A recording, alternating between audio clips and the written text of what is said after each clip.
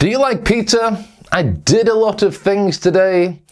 They're two quite simple meanings of do, but this verb actually has 20 different meanings in English, and today we're going to look at them all, starting with the simplest and then getting gradually more and more advanced. I'm sure some are going to be new for you, and I know they're going to help you sound more natural and more advanced in English. Let's go! Okay, now in this video we are talking about 20 ways to use the word do. There are just two conjugation things that we need to establish first, and that is that in the third person, for he, she and it, we simply need to change do to does, and in the past, obviously, we use did. They are the only variations of the word do, and I will be using those interchangeably in the examples of this lesson. So first, let's have a look at how we can use do as an auxiliary verb. Now, an auxiliary verb is not the main verb in a sentence, but it's a verb that helps the main verb, normally to tell us whether it's a question or which tense the verb is in. So, for example, we can use do in the present simple to ask a question, like, do you like coffee? Or, does he live near here? And we also use it in the present simple to make a negative. Do not becomes don't. I do not understand, or I don't understand. For the third person, she does not, or she doesn't, eat meat. So they're quite simple, you knew those. But you can also use do for a short answer in the present simple. For example, to the question, do they play tennis?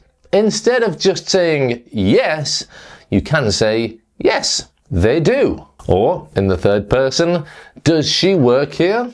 Instead of saying yes, you can say yes, she does. Or, no, she doesn't.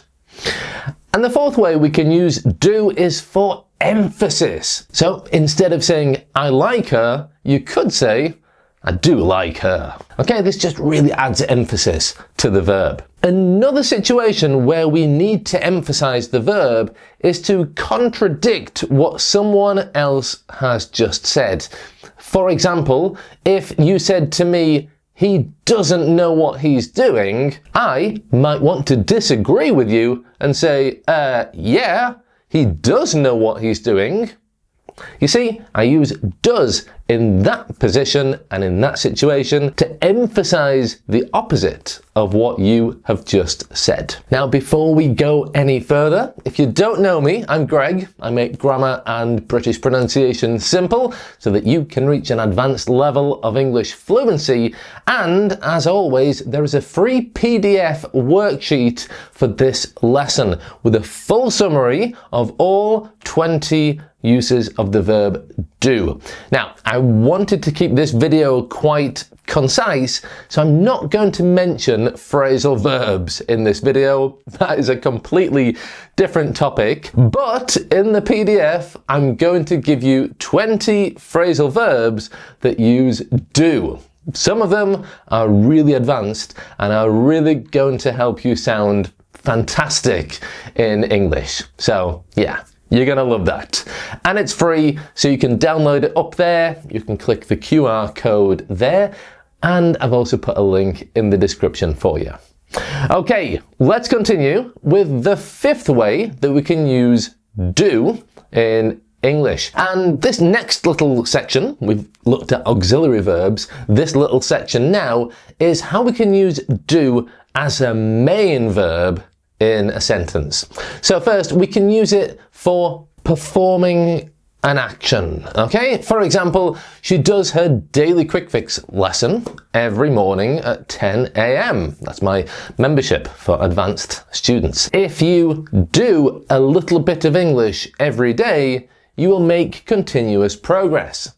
Again, do here means to perform an action. Now, a very common use of do is for housework, okay? Jobs that you do around the house.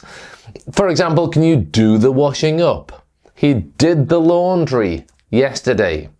Okay, many of these verbs related to cleaning and tidying the house use do. Now, there's always one exception, and many students always get confused between make and do. So yeah, it's do for most housework, but you make the bed in the morning. You don't do the bed, you make the bed. And I'll talk a little bit more about the difference between make and do a little bit later in the video. Okay, the next way that we can use do is for a general substitution. So what I mean by this is if the verb that we're talking about is absolutely obvious, we can use do. For example, imagine we're cleaning the house together. We could say, I'll clean the kitchen and you do the bathroom. Okay? Do the bathroom. What do you mean, do the bathroom? Do the bathroom? Well, here in this example, it's absolutely obvious what we're talking about. Clean.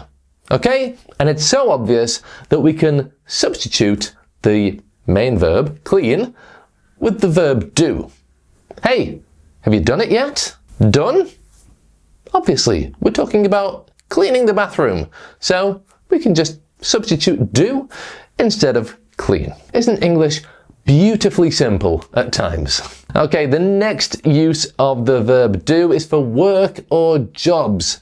For example, he does night shifts. I do admin for a living. She does charity work.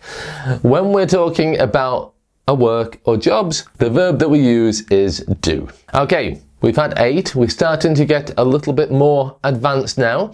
And this one is one that I love. It's a really cool use of the verb do. It's rather advanced. And it's related to personal boundaries or social habits. For example, look at this. I don't do social media. He doesn't do hugs.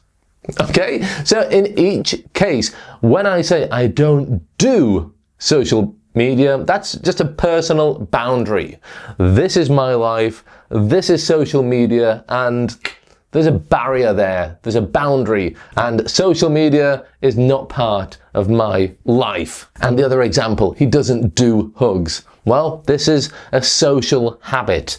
Again, this is what is socially acceptable and what his social habits include, and hugging people is not in that boundary, okay? It's outside the boundary. He doesn't hug people.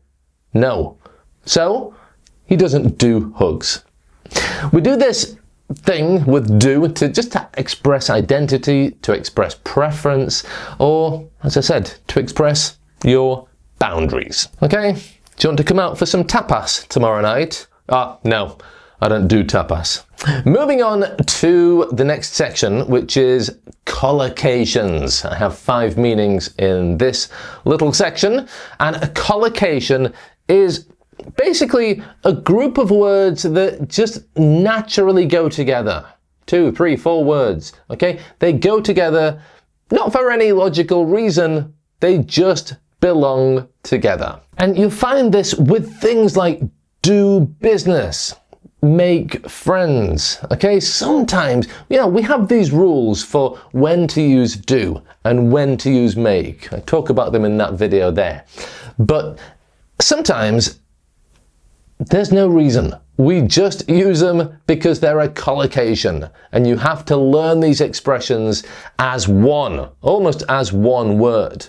So don't ever think to yourself, is it do business or make business? No, just you learn the expression do business. We do business with clients in Asia. Okay? If you learn them as collocations, you'll never make a mistake with them. You'll never use make instead of do, and it will be much easier to use these expressions in the future. Now, this is a lot to remember. Don't worry. As I said before, we have a full summary plus 20 phrasal verbs that use do and a test all inside that free PDF. So you can read the summary, learn the phrasal verbs, and then take a test just to check that you have understood everything in this lesson. Remember, it's free. There's a link up there or the QR code there, and there's a link in the description too for you. Okay, the 11th way, we've done half, so you're doing great. So the 11th way, it's another collocation, which is to do damage. The storm did a lot of damage. Okay, it broke the roof, trees fell down. It was crazy. It did a lot of damage. And another collocation is to do your best. I said this to my kids all the time. If they have a test or a music performance, just enjoy it and do your best. My parents told me the same thing. If you can look in the mirror after an exam and said, I did my best, then it doesn't matter if you get 100% or 50% or whatever. Just do your best and try. All right, the next one is to do someone a favour. This is a really common mistake. I often hear English learners like you saying, can you make me a favour? No, I can't. You do someone a favour, so can you do me a favour? And again, this is a collocation. So if you learn that little chunk, that little group of words together, can you do me a favour? Then you won't have to make that mistake the next time you need this little expression. And finally, in this little collocation section, we have the expression to do time. Now, this is slang, it's informal English, and it means to spend time in prison, in jail. For example, he did 5 years for fraud, or he did time for fraud. We have a nice expression, which is don't do the crime if you can't do the time. Okay, the next little section is, I don't really know how to categorize this little section. Let's call it idiomatic contrast section. All right, so number 15 is to contrast or to confirm. So let's have a look at an example here. You don't like jazz, but I do. Okay, here I am contrasting the fact that you don't like jazz, no, but I like jazz, yes. And we don't say you don't like jazz, but I like jazz, no. To contrast normal verbs, we use do for contrast or confirmation. So we say you don't like jazz, but I do. And that's it. Okay, another example. If you said to me, you guys didn't stay until the end yesterday, I could say, no, they left early, but we did stay till the end. Okay, we did. I'm emphasizing, I'm contrasting what you said, and I'm using the verb to do to contrast and emphasize that. Okay, and the next way we use do is for style and personality and tone. So, for example, look at this. She really does sarcasm well. Or, he does intense characters brilliantly. So, she does sarcasm. This means that she can almost act and give this sarcastic personality of sarcasm really well. Again, if he is an actor, he does intense characters brilliantly. Okay? Maybe some actors do comedy better. He does intense characters brilliantly. So we use this to put on, to show a style or a personality in a specific way. Okay, the next way we can use the verb do is with phrasal verbs. As I said, I'm not going to talk about them too much in this video, but it is one of the ways that we use do. Now, phrasal verbs are normally informal, but they help us express things in a much more precise way than different verbs. For example, do up. We're doing up the house. This phrasal verb means to renovate. Okay, but actually we normally use do up probably more than we use the verb to renovate. We also have do someone in. Okay, that run really did me in. did me in means it really exhausted me. Okay, right, as I said before, the PDF has a full list of 20 phrasal verbs with do, plus extra examples from this lesson and a test, so you can test your knowledge. So I will leave it there for phrasal verbs, and I will leave you to check out the rest in that PDF. Okay, the next little section is using the word do as a noun. Yeah, this is really common, especially in British English. We use it to mean a social event, a party, for example. Like, are you going to the school do on Friday? It was just a small family do. Okay, we're talking about a school party, a family party. We use do as a noun is for a hairdo, okay, or a makeover. So she got a fancy hairdo for the wedding. Nice do, or nice hairdo. Have you been to the hairdressers? Okay, and one final use of do is with the expression to do without. We'll have to do without it. I can't do without coffee in the morning. Okay, this means almost survive. Like, I can't survive without a cup of tea in the morning. I can't do without a cup of tea with my breakfast. Okay, do without. Survive without that thing is a really, really common expression in everyday English. Okay, now it's your turn. I want you to write a super short comment using do. For example, I don't do mornings. Okay, I'm not a morning person. I don't do mornings. Or whatever example you can think of that you have learnt in this video. Now, as I said before, many learners like you confuse make and do. So watch that video next, because that's the perfect explanation which will explain exactly when we use make and when we use do in English. And there is the PDF worksheet from this lesson. So, thanks for watching. I'll see you there, and bye for now.